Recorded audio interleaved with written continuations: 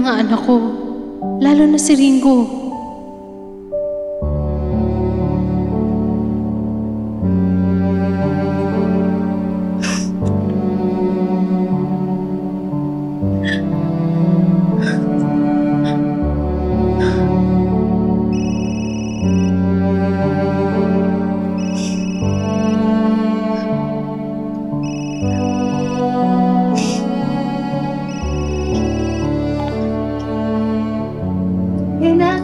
Mama!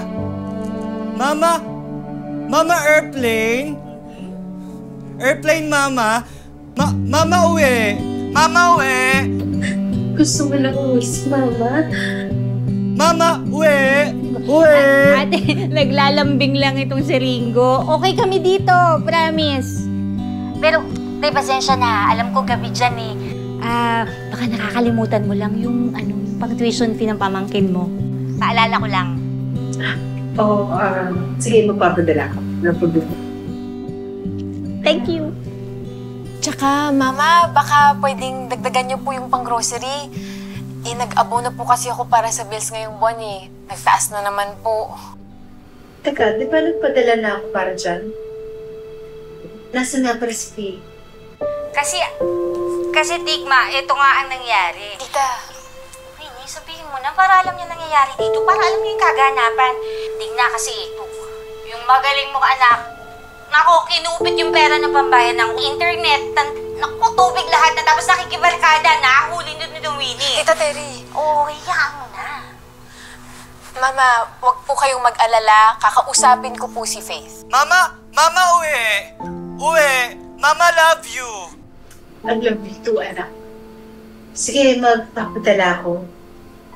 Alam ko madalas kayo mag-away ni Faith. Pero sana sa birthday niya, maghanda kayo ha. Kahit konti lang. Tapos bilang mo siya ng dress na gusto niya, ha? Opo. Ma, wag ka pong mag-alala. Okay po kami dito. Kaya sana po okay ka din po dyan na tinatrato ka po ng maayos ng mga katrabaho mo.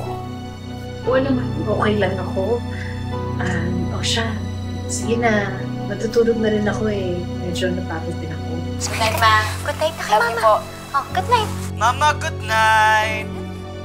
Love you! I love you. Good night.